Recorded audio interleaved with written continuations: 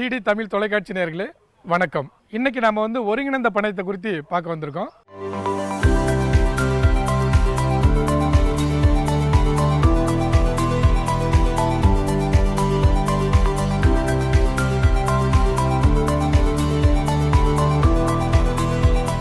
புதுக்கோட்டை மாவட்டம் கரம்பக்குடி தாலுக்காவில் இருக்கக்கூடிய காதம்பட்டி கிராமத்தில் இருக்கக்கூடிய ஒருங்கிணைந்த பண்ணையத்தை தான் பார்வையிட வந்திருக்கோம்.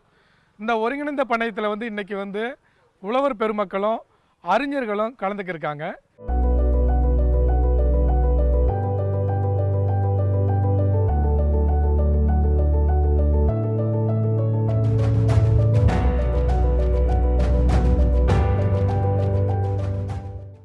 இந்த நிகழ்ச்சியோட மிக முக்கியமான நோக்கம் என்ன அப்படின்னா, ஒருங்கிணைந்த பண்ணையத்தில் எப்படி வெவ்வேறு கால்நடைகளை நாம் இணைக்கிறது, அதிலிருந்து எப்படி அதிகபட்ச வருமானத்தை பெருக்கிறது, விவசாய பெருமக்களுக்கு இருக்கக்கூடிய சந்தேகங்கள் என்ன, அந்த சந்தேகங்களுக்கு என்ன சரியான விளக்கம் அப்படிங்கிறத பற்றிலாம் நம்ம இன்றைக்கி பார்க்க இருக்கிறோம்.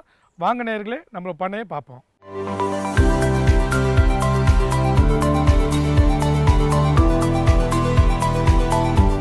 எல்லாருக்கும் வணக்கம். என் பேர் சுந்தர்ராஜன். நான் இப்போ இருக்கிற ஊர் காடம்பட்டி அப்படிங்கிறது புதுக்கோட்டை டிஸ்ட்ரிக்டில் இருக்குது. கரம்பக்குடியிலேருந்து ஒரு 10 கிலோமீட்ரு தள்ளி இருக்குது. இது எங்கள் அம்மாவோட அப்பாவோட பூர்வீக ஊர். அதனால் நானும் என் ஒய்ஃபும் கிட்டத்தட்ட ஒரு 30 வருஷம் ஐடி ஃபீல்டில் ஒர்க் பண்ணிவிட்டு, இந்த கோவிட் சமயத்தில் ஐடிலேருந்து ரிட்டையர் ஆகிட்டு இங்கே கிராமத்துக்கு வந்துட்டு இங்கே ஒரு ஃபார்ம் ஹவுஸ் கட்டிட்டு விவசாயம், மாடு, ஆடு, கோழி, அப்புறம் ஒரு ஏக்கர் பாலி ஹவுஸு, மீன், இதெல்லாம் சின்ன லெவலில் இப்போ பண்ணிக்கிட்டு இருக்கோம். ஒரு ஹோல் ஐடியா என்னென்னா, ஒரு டோட்டலாக ஒரு சர்க்குலர் ஆர் இன்டகிரேட்டட் ஒரு ஒருங்கிணைந்த பண்ணை பண்ணணும் அப்படிங்கிற இதில் சாணி வேணும் அப்படிங்கிறதுக்காக ஃபஸ்ட்டு ஒரு மாடு வாங்கினோம். அதுவும் கிர்ரு, சாகிவால்னு இந்த A2 மில்க்குன்னு சொல்கிற நாட்டு மாடு வாங்கினோம். அதுக்கப்புறம் mister Poovarajan, deputy director Tamil Nadu dairy research centre Pudukkottai, அவரை மீட் பண்ணதுக்கப்புறம் அவர் ஆடு, கோழி எல்லாம் கொடுத்தாரு. கொடுத்ததுக்கப்புறம் அந்த கோழியெல்லாம் வச்சு இப்போ நாங்கள் ப்ரூடிங் பண்ணி கிட்டத்தட்ட ஒரு 300-400 கோழி குஞ்சு உற்பத்தி பண்ணியிருக்கோம்.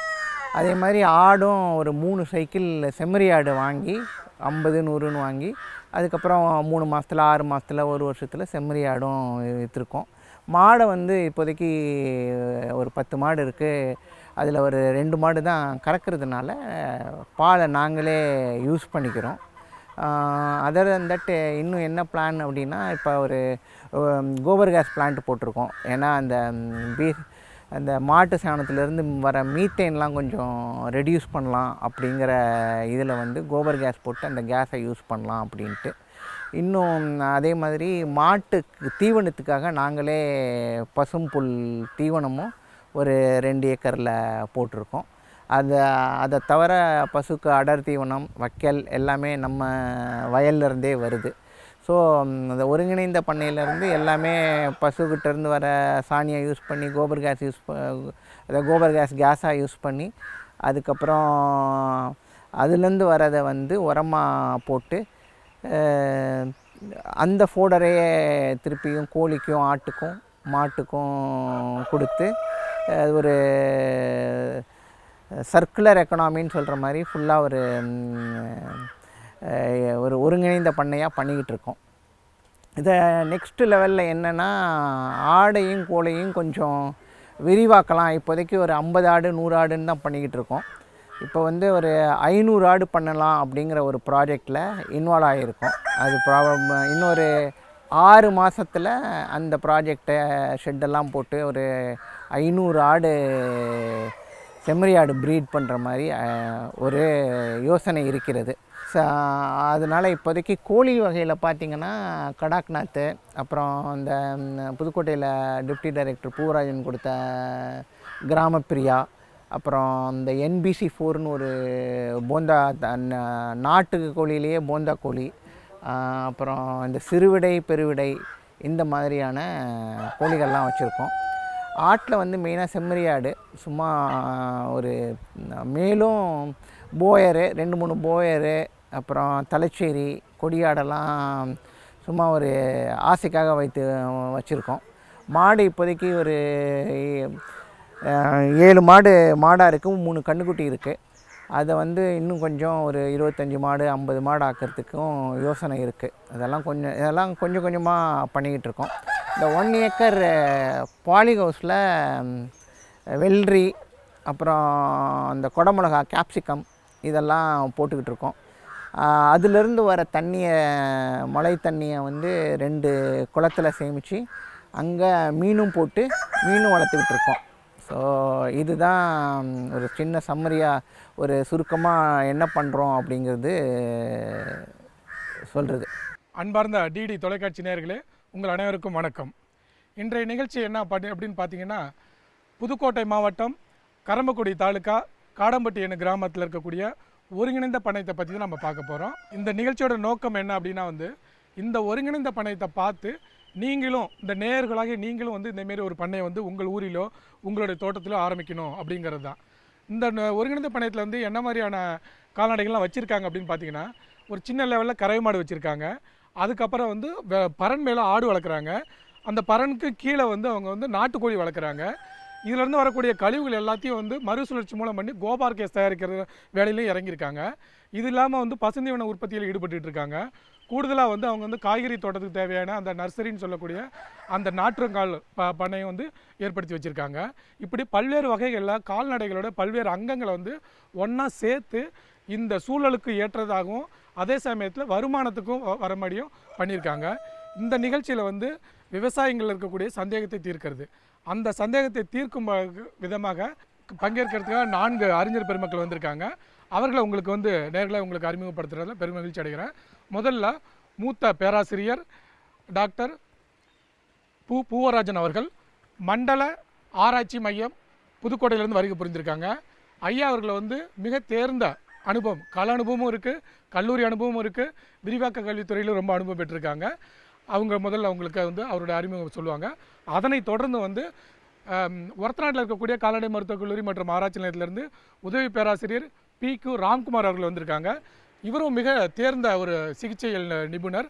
கால்நடைகளுக்கு ஏற்படக்கூடிய நோய்களை குறித்தும் அதுக்கான சிகிச்சைகளை குறித்தும் அவசர உதவிகளுக்கு என்ன மாதிரியான சிகிச்சைகள் பண்ணலாம், எப்படி கிராமப்புறங்களில் மூலிகை மருத்துவத்தை எப்படி வந்து கொண்டு ஒரு அவசர சிகிச்சை வந்து கால்நடைகளுக்கு கொடுக்கலாம் என பல்வேறு வகையான தகவல் வந்து உங்களுக்கு வந்து இன்றைக்கி கொடுக்கறதுக்கு ஐயா இருக்காங்க. அதற்கு அடுத்தது 3வதாக வந்து என்னென்னா, கால்நடை பண்ணைகளில் கால்நடைகளை ஆரோக்கியமாக வளர்க்குறது ஒரு கலைனா கூட அந்த ஆரோக்கியமான கால்நடைகளிலிருந்து பெறப்பட்ட அந்த பால், முட்டை, இறைச்சி இவைகளை வந்து எப்படி மதிப்பு கூட்டி அதை எப்படி வருமானத்துக்கு ஏற்பாடு பண்ணுறதா இருக்கிறது ரொம்ப அவசியமாக இருக்குது. அந்தமாரி வந்து கால்நடை பொருள்களை எப்படி மதிப்பு கூட்டுறது அது சம்மந்தமாக இன்றைக்கி தெரிவிக்கிறதுக்காக வந்து பால்வளத்துறையை சேர்ந்த முனைவர் ஜெயலலிதா அவர்கள் வந்து வந்திருக்காங்க. அவங்க திருச்சிராப்பள்ளியில் இருக்கக்கூடிய கால்நடை மருத்துவ பல்கலைக்கழக பயிற்சி மற்றும் ஆராய்ச்சி மையத்தில் உதவி பேராசிரியராக இருக்காங்க. அவங்களுக்கு தேர்ந்த அனுபவம் இருக்குது. ஸோ அந்த வகையில் இன்றைக்கி நீங்கள்லாம் வருகை புரிந்திருக்கீங்க. உங்களுடைய பொன்னான நேரத்தை வந்து நாம் இந்த நிகழ்ச்சி வாயிலாக பயனுள்ள நேரத்தை நம்ம ஆக்கணும், அதான் நோக்கம். அந்த வகையில் விவசாய பெருமக்கள் உங்களுக்கு எண்ணற்ற கேள்விகள் இருக்கும், எல்லோருக்கும் வாய்ப்பு கொடுக்குறோம் நாங்கள். அதில் ஒவ்வொருத்தரும் ஒவ்வொரு கேள்வியாவது குறைந்தபட்சம் நீங்கள் வந்து கேட்டு இந்த அறிஞர் பெருமக்கள்கிட்ட நேரடியாக விளக்கத்தை பெறணும் அப்படிங்கிறது இந்த நிகழ்ச்சியோட மிக முக்கியமான நோக்கம். அதனால் நீங்கள் தயக்கம் இல்லாமல் உங்கள் மனசில் பட்ட கேள்விகளை நீங்கள் தாராளமாக கேட்கலாம். அதுக்கான பதிலை நீங்கள் பெற்றுட்டு போகலாம். மேலும் உங்களுக்கு இன்னும் என்ன சந்தேகம் இருக்குது, பயிற்சி என்ன தேவைப்படுது, இல்லை உங்களுக்கு அது குறித்த வழிகாட்டுதல் தேவை, ஆலோசனைகள் தேவை, அது எல்லாத்தையும் வந்து அந்தந்த பேராசிரியர்கள் இருக்கக்கூடிய பயிற்சி மையங்களோட தகவலும் இந்த நிகழ்ச்சியோட இறுதியில் நாங்கள் வந்து கொடுக்க போகிறோம். அந்த தகவல் மூலிமா நீங்கள் மேற்கொண்டு உங்களுக்கு தொடர்ச்சியாக நீங்கள் வந்து எங்களுடைய பயிற்சி மையங்களையும் எங்களுடைய அறிஞர் பெருமக்களுடைய அவங்களுடைய இதையும் நீங்கள் வந்து கண்டிப்பாக பயன்படுத்திக்கலாம். ஸோ அதனால் இந்த நிகழ்ச்சிக்கு நீங்கள் வந்து ஒத்துழைப்பு கொடுக்கணும் அப்படிங்கிறத கேட்டுக்கொள்கிறேன். கால்நடை பண்ணையம் அப்படிங்கிறது ஒரு 4-5 கன்னிகள் பொருத்தப்பட்ட ஒரு நீண்ட சங்கிலி மாதிரிங்க. அதில் முதல் சங்கிலி வந்து என்னென்னா, கால்நடைகளை இனத்தை கொண்டு தேர்ந்தெடுக்கிறது எப்படி, எந்த பண்ணையத்துக்கு எந்த வகையான இனங்களை தேர்ந்தெடுக்கிறது எப்படி. பால் பண்ணைன்னு வச்சுட்டு நம்ம அதுக்கு வந்து உழவு மாடுகளை எடுத்து வச்சா சரிபடுமா? படாது. அப்போ பால் பண்ணை வைக்கணும் அப்படின்னு நினச்சிங்கன்னா பாலுக்கு பேர் போன என்னென்ன இனங்கள் இருக்குது அந்த இனங்களை பற்றி தான் அதை தான் நம்ம வாங்கி வைக்கணும்.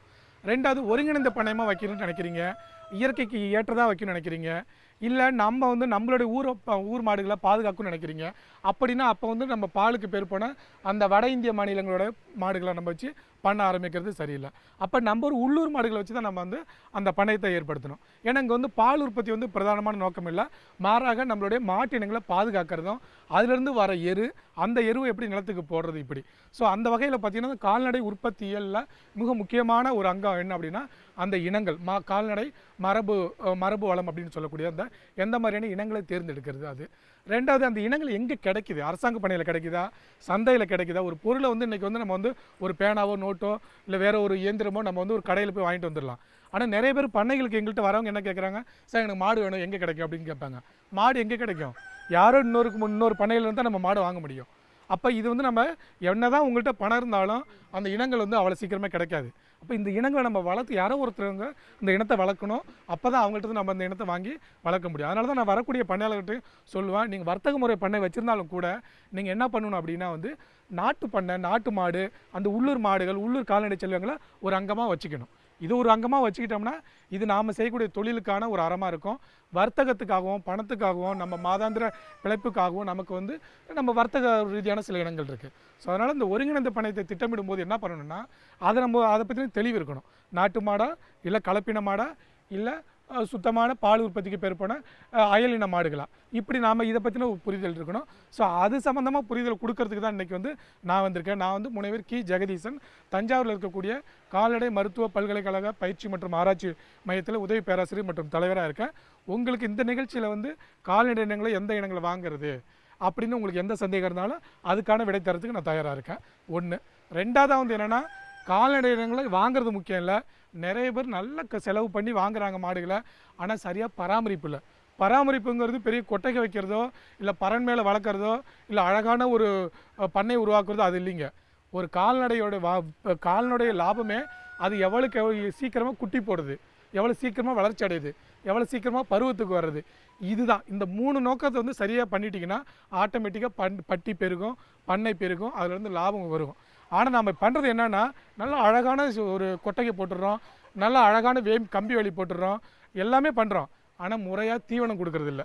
அதுக்கு பசுந்தீவனம் தேவை, அதுக்கு கலப்பு தீவனம் தேவை, அதுக்கு சில நுண்ணூட்டச்சத்துக்கள் தேவை.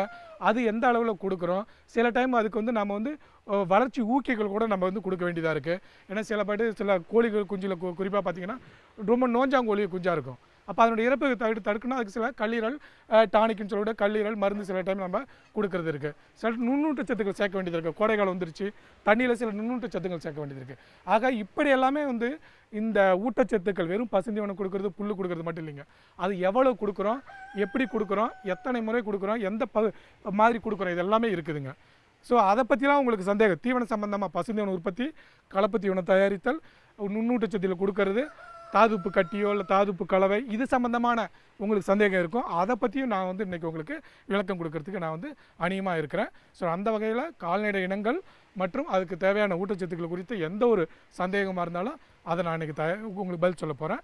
ஸோ இதோட என்னோடய அறிமுக உரையை முடிச்சுக்கிட்டு அடுத்தபடியாக அடுத்த அறிஞர் தன்னுடைய அறிமுக உரையை நிகழ்த்தார் என்று கேட்டுக்கொள்கிறேன். நன்றி, வணக்கம். அன்பார்ந்த டிடி தொலைக்காட்சி அன்பர்களே, கால்நடை விவசாயிகளே, அனைவருக்கும் காலை வணக்கம். முக்கியமாக கால்நடை வளர்ப்பில், அதுக்காவது ஒருங்கிணைந்த பண்ணையம் இன்றைக்கி பார்த்தது நீங்கள் ஒரு அறிமுறைக்கு அப்புறம் பார்த்தீங்கன்னா, கறவை மாடு வளர்ப்பு மற்றும் ஆடு வளர்ப்பு, கோழி வளர்ப்பு, அப்புறம் அதற்கான கழிவுகளையும் அப்புறப்படுத்தி இன்னொன்றுக்கு நம்ம பயன்படுத்துகிறோம். அப்போ முக்கியமாக என்ன தெரிஞ்சுக்க வேணும்னா நோய்கள் பற்றி. ஏன்னா ஒரு பண்ணை ஆரம்பிக்கும்போது அதனுடைய பலமும் அதுதான், பலவீனமும் அதுதான். ஒரு நோய்கள் பற்றி நல்லா தெரிந்த விவசாயி தான் வந்து இன்றைக்கி வந்து நல்ல லாபகரமாக, அதாவது வந்து நோயற்ற வாழ்வே குறைவற்ற செல்வம் மாதிரி அந்த நோய் இல்லாமல் பாதுகாக்கிறதுக்கு நம்ம தடுக்கும் மரம் வந்து நம்ம நினைக்கிறது வந்து முதல்ல தடுப்பூசிகள். ஸோ வருடாந்திர தடுப்பூசி வந்து கண்டிப்பாக ஒவ்வொரு கால்நடைக்கும் நம்ம அவசியம். குறிப்பாக நம்ம நான் சொல்ல உரை வந்து பார்த்திங்கன்னா, கறவை மாடு வளர்க்குறீங்கன்னா அதுக்கு வருடம் ஒரு 4 நோய்களுக்கான தடுப்பூசியை ஆரோக்கியமாக இருக்கும்போதே பண்ணணும். விவசாயிகளுக்கு அறிவுறுத்துறது என்னென்னா, அடிக்கடி ஆரோக்கியமாக இருக்கும்போது தான் தடுப்பூசி போடணும். நோய் வந்தப்புறம் போய் பண்ணுறதுனால நம்ம எந்த பிரயோஜனமும் கிடையாது, எந்த நோயுமே நம்ம கட்டுப்பாட்டில் கிடையாது. மாறுகிற சீதோஷ நிலையில் நம்மளுக்கு அதனுடைய நோய்களோட தாக்கம் ரொம்ப அதிகமாக ஏற்படும் போது அந்த இனம் குறைய குறைய அதோட சைஸ்ன்னு சொல்லுவோம் பார்த்திங்கன்னா, இப்போ மாடு எவ்வளோ பெருசாக இருக்கோ அது மாதிரி கோழி சின்னதாக இருக்கும்போது அதோட இறப்பு சதவீதம் கோழியில் அதிகமாக காணப்படுது இந்த காலகட்டத்தில். அது மாதிரி அயற்சி நோய்கள், தொற்று நோய்கள், தொற்று அல்லாத நோய்கள், அது மாதிரி குடற்புழு நோய்கள், இது மாதிரி பலவிதமான நோய்கள் இருக்குது. எல்லாத்துக்கும் வந்து நம்ம முதல்ல செய்ய வேண்டியதுன்னா தடுப்பூசிகள். ஸோ தடுப்பூசிகள் பின்பற்றுதல் ஒவ்வொரு இனமாக நான் சொல்கிறேன் ஒரு சின்ன ஒரு அடக்கமாக. ஸோ மாடுகளில் பார்த்தீங்கன்னா கோமாரி நோய் தடுப்பூசி, வருடாந்திர தடுப்பூசினா முதல் பிப்ரவரி மார்ச்சில் முதல் தடுப்பூசியும், அடுத்து ஜூன் ஜூலையில் ஒரு தடுப்பூசி. கோமாரி நோய்ங்கிறது ஒரு மோசமான நோய். வந்துச்சுன்னா வந்து அதோட இனத்தையே அழிச்சிடும். அந்த வாயிலெல்லாம் பார்த்தீங்கன்னா புண்ணாக இருக்கும். சில ஊரில் காணை நோய்ம்பாங்க, வாக்கான கால் காணன்னு சொல்லுவாங்க. ஸோ இதற்கு தடுப்பூசி மட்டும்தான் காப்பாற்றும். ஸோ அதுக்கு அடுத்து வந்து பார்த்திங்கன்னா முக்கியமானது வந்து மாடுகளில் வர்றது மடிநோய். ஸோ மடிநோய்க்கு தடுப்பூசி இன்னும் கண்டறியப்படவில்லை. அது தடுப்பு முறை தான் முக்கியம். அதற்கு என்ன பண்ணணும்? பண்ணை சுகாதாரம் ரொம்ப முக்கியம். ஏன்னா அந்த கிருமி உள்ளார போயிடுச்சுன்னா வர்றதுக்கு வாய்ப்பு ரொம்ப அதிகம், வெளியில் வர்றதுக்கு. அதற்காக பண்ணை சுகாதாரத்தில் நம்ம மேம்படுத்துறதுல நம்ம என்ன சொல்லுவோம்? உயிர் பாதுகாப்பு முறைகள்னு சொல்லுவோம். இப்போ ஒரு மாடு வச்சுருந்தீங்கன்னா தினசரி நம்ம குளிப்பாட்டுறோம், எல்லாம் பண்ணுறோம், போய் நீங்கள் வெளியில் மாடு மேய்ச்சிட்டு வரீங்க, எல்லாம் அடைக்கிறீங்க. ஆனால் மடிநோய் வந்தால் காப்பாற்றுறது ரொம்ப சிரமமாக இருக்க காரணம் வந்து அதில் பலவிதமான தீவிர முறை, மிதி தீவிர முறை, அது மாதிரி நிறையா அதில் வந்து வகைகள் இருக்கிறதுனால தடுக்க முடியல. அதுக்கு ஒரே இது வந்து தடுப்பு முறை வந்து நல்ல கிருமி நாசினியை பயன்படுத்துதல். நம்ம நினைக்கிற மாதிரி ஃபெனால், டெட்டால் இதெல்லாம் வந்து ஒரு பக்கம் இருந்தாலும் அதற்கு தேவையானது வந்து பார்த்திங்கன்னா முக்கியமாக மாடு கொட்டையை சுற்றி ஒரு ப்ளீச்சிங் பவுடர், சுண்ணாம்பு, பொட்டாசியம் பெர்மாங்கனேட்னு ஒரு பொடி. இது மூணுத்தையும் நினைவில் வச்சுக்கோங்க. இது வந்து ரொம்ப செலவில்லாதது. ஆனால் வந்து ஒரு வாரத்துக்கு ஒரு முறையாவது சுற்றி தெளிக்கணும். அந்த கிருமி நாசினி வந்து உங்களுக்கு தெளிக்க முக்கியமாக வந்து பார்த்திங்கன்னா அந்த ஈரப்பதத்தை உரிகிற மாதிரி இந்த கிருமி நாசினி இருக்கணும். அந்த மாட்டுக்கும் அதுக்கு வந்து எதுவும் பாதிப்பு ஏற்படுத்தக்கூடாது, மனிதர்களுக்கும் பாதிப்பு ஏற்படுத்தக்கூடாது. அதில் பார்க்கும்போது இது மூணு வந்து உங்களுக்கு ரொம்ப ஒரு பண்ணை சுகாதாரத்துக்கு ரொம்ப முக்கியம். பொட்டாசியம் பெர்மானேட் வந்து நீங்கள் மடியுமே கழுவலாம். 1%, ஒரு சிட்டிகை எடுத்து 1 லிட்டர் தண்ணியில் போட்டு தினசரி மடியை கழுவுனீங்கன்னா அது எப்படின்னா ஒரு அரண் மாதிரி உள்ளார வராமல் பாதுகாக்கும். இது ரெண்டும் வந்து கோமாரி நோயும் சரி மடிநோயும் சரி மாடு வளர்ப்பவர்களுக்கு ஒரு பெரிய சவாலாக இருக்க காரணம் பண்ணை சுகாதாரம் பண்ணாதனால தான். இதை வந்து ஒரு ப்ராக்டிஸ்ன்னு சொல்லுவோம். நம்ம எப்படி தினசரி எந்திரிச்சு பல்லு விலகி குளிச்சுட்டு வேலைக்கு போகிறோம், இதுக்கு போகிற மாதிரி அதை நீங்கள் அந்த மாதிரி கடைப்பிடிச்சிங்கன்னா அந்த மாடுகளில் வந்து அந்த நோய்கள் வரவே வராது. அறவே அந்த கிருமியை அழிச்சிட்டிங்கன்னா திருப்பி அந்த கிருமி வர்றதுக்கான வாய்ப்பு ரொம்ப குறைவு. அந்த பண்ணை சுகாதாரத்துக்கு நம்ம சொல்கிறது வந்து காலில் நனைச்சும் நீங்கள் வந்து பண்ணைக்குள்ளே நுழையும் போதும் ஒரு உள்ளார போட்டுக்கலாம். காலை நனைச்சிட்டு ஃபுட் பாத்துன்னு சொல்லுவோம் ஆங்கிலத்தில். காலை நனைச்சிட்டு உள்ளார போகிறது, திருப்பி மாடு அதை நனைச்சிட்டு போகிறது, இது மாதிரி பண்ணிட்டா இதெல்லாம் ஒரு செலவு கம்மியானது தான். ஏன்னா அது ஒரு மாட்டுலேருந்து இன்னொரு மாட்டுக்கு பரவக்கூடிய தன்மை வந்து அந்த கிருமி வந்து ரொம்ப வேகமாக பரவும். பால் கறந்தீங்கன்னா அந்த மடிநோய் வந்து திரளாக வருதுன்னா அதை வந்து தனியாக கறந்து கொண்டு போய் தான் கீழே விடணும். அதை எடுத்து அடுத்த மாட்டுக்கு பரவுறதுக்கு வாய்ப்பு நம்ம கொண்டு செலுத்தக்கூடாது, ஒரே ஆள் பண்ணக்கூடாது. ஸோ இது ரெண்டும் முக்கியமானது. இது போக வந்து பார்த்தீங்கன்னா சப்பை நோயின்னு ஒன்று இருக்குது. அந்த மாட்டோட சப்பையில் நம்ம மாவட்டத்தில் ரொம்ப கம்மி, அது தெற்கு மாவட்டங்களில் அதிகம். பிளாக் வாட்டர்னு ஆங்கிலத்தை சொல்லுவாங்க, சப்பை நோயின்னு சொல்லுவாங்க, ஆந்த்ராக்ஸ். இந்த நோய்கள்லாம் வந்து ரொம்ப கம்மியாக தான் இருக்குது. இது வந்து நம்ம பெருசாக நம்ம அதற்கான தடுப்பூசிகள் தேவையில்லை, இருக்குது. ஆனால் மாடு வாங்கும்போது உங்களை சுற்றி ஒரு 50 கிலோமீட்டருக்குள்ளே மாடு வாங்கினீங்கன்னா இந்த பிரச்சனைகள் வராது.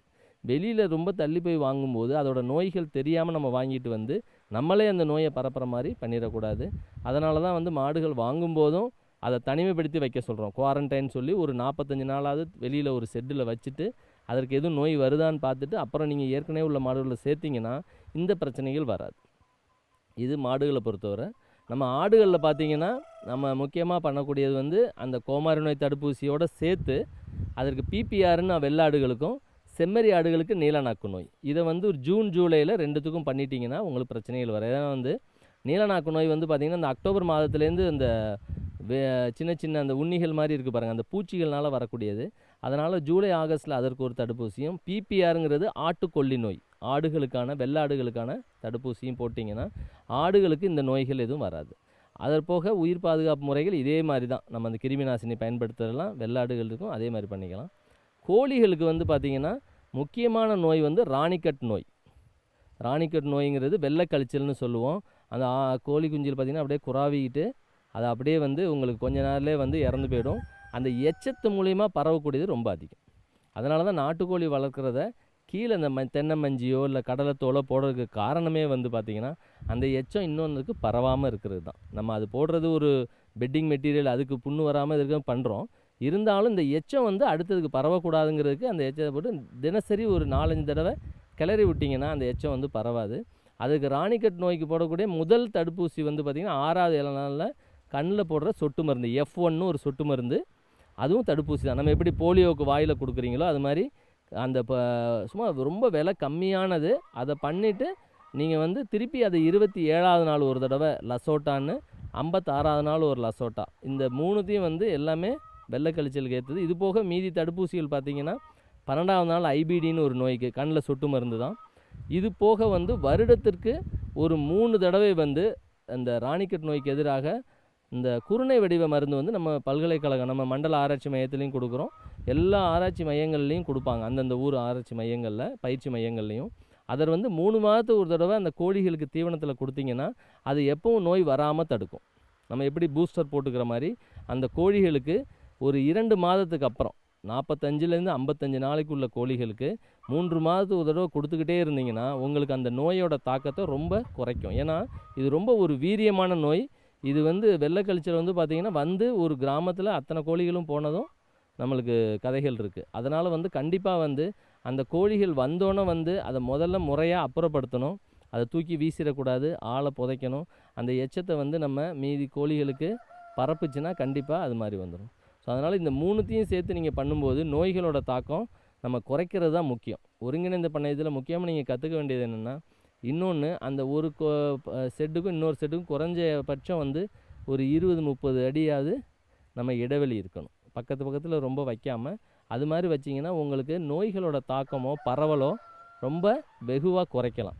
ஏன்னா நோய்களோட தாக்கம் குறைக்கிறது, அதற்கான முறையான தடுப்பூசி, உயிர் பாதுகாப்பு முறையில் பின்பற்றுறது, இது வந்து ரொட்டீன்னு சொல்லுவோம். நீங்கள் வந்து அது எத்தனை வருடம் ஆனாலுமே தொடர்ச்சியாக செஞ்சுக்கிட்டே இருந்தீங்கன்னா தான் உங்களுக்கு இழப்பு வந்து தெரியாது. ஏன்னா பொருளாதார இழப்பு ஏற்படுத்துகிற நோய்களில் நம்ம இந்தியாவில் முக்கியமாக இருக்கிறது இந்த கோமாரி நோயும் மடி நோயும் தான். ஸோ அப்போ பொருளாதார இழப்பு நம்மளுக்கு ரொம்ப அதிகமாக போக போக அந்த மாட்டையோ ஆடையோ நீங்கள் விற்பனை கூட பண்ண முடியாது. நீங்கள் வாங்கின விலையோட அடிமாட்டு விலைக்கு கூட வாங்க மாட்டாங்க. ஏன்னா அந்த நோய் வந்து பார்த்திங்கன்னா காம்பு தசமையும் சோடையாக போயிடும். மடி நோய் வந்துச்சுன்னா, கோமாரி வந்துச்சுன்னா செனை பிடிக்காது, அந்த ஒரு மாதிரி இறச்சிக்கிட்டே இருக்கும். முடியெல்லாம் மேலே வந்து நம்ம நம்ம அந்த உடம்பு பூரா இருக்கிறனால சிலுத்துட்டு இருக்கிறனால விற்கவும் முடியாது. அந்த மாடுகள் கசாப்பு எந்த இதுக்குமே அது பயன்படாது. ஸோ அப்போ நம்ம பொருளாதாரம் வந்து ரொம்ப ஒரு 80,000-70,000 போட்டு வாங்கின மாடு வந்து 10,000 கூட உங்களால் விற்பனை செய்ய முடியாது. இன்னொன்று அந்த சினையாக இருந்துச்சுன்னா அந்த கன்றை வீசிடும். ஸோ இந்த நோய்கள் வராமல் தடுக்கிறதுக்கு நம்ம தான் வந்து இப்போ அரசாங்கத்துலேருந்து இதற்கான தடுப்பூசியும் போடுறாங்க. இப்போ கருச்சிதைவுக்கும் போடுறாங்க. புருசல்லான்னு ஒரு கிருமி இருக்குது, கருச்சிதைவு அல்ல கன்று வீச்சு நோய். அதற்கு வந்து வருடத்துக்கு ஒரு தடவை கன்று வீச்சு நோயின்னு சொல்லிட்டு, அது எப்படின்னா நீங்கள் கன்றுகள் பிறக்கும்போது அதுக்கு தேவையான அவர் சார் சொன்ன ஊட்டச்சத்துக்களை கரெக்டாக கொடுக்கலன்னா கன்றை விசிறிடும். அந்த கன்று வீச்சு நோய் வந்து அது பற்றாக்குறையால் வர்றது. நோய்களோட வர்றதில் இந்த கன்று வீச்சு நோய் அந்த புருசல்லாங்கிற ஒரு நுண்ணுயிரினால் வரக்கூடியது. ஸோ இதெல்லாம் வராமல் தடுக்கணும்னா நம்ம குறைஞ்சபட்சம் நம்ம பண்ணைகளில் வந்து பண்ணை சுகாதாரத்தை நல்லா மேம்படுத்திக்கோங்க. நீங்கள் வெளியிலேருந்து வந்து பார்க்குறத குறைக்கிறது, நம்ம பண்ணைகளை சுற்றி வந்து அந்த ப்ளீச்சிங் பவுடர் சுண்ணாம்பை போட்டுக்கிறது, நமக்கு அதற்கு தேவையான நம்ம சுகாதார முறையில் பின்பற்றுறது, எப்பவும் ஈரலாமல் வச்சுக்கிறது, பால் கறக்கிறப்ப மட்டும் அந்த கொட்டத்துக்கு கொண்டு வரணும்.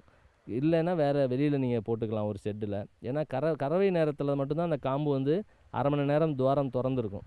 அந்த நேரத்தில் அது படுக்கும்போது அந்த இடத்துல ஈரமாகவோ சகதியாவோ எச்சமாகவோ இருந்துச்சுன்னா கண்டிப்பாக வந்து அந்த மாட்டுக்கு அந்த மடி நோய் வந்துச்சுன்னா, ஏன்னா மடி நோய்க்கு வந்து பார்த்திங்கன்னா ஒரு துவாரம் வழியாக போகிறது தான், திருப்பி வெளியில் வரதுக்கான வாய்ப்பே இல்லை. அப்போ அந்த மாட்டுக்கு உள்ளார போய் சில சமயம் வந்து அதுக்கு வந்து ஃபீவர்லாம் வந்து அந்த மாடுகளும் சில மாடுகள்லாம் இறந்துருக்கும். நிறைய கிராமங்களில் பார்த்துருக்குறேன்.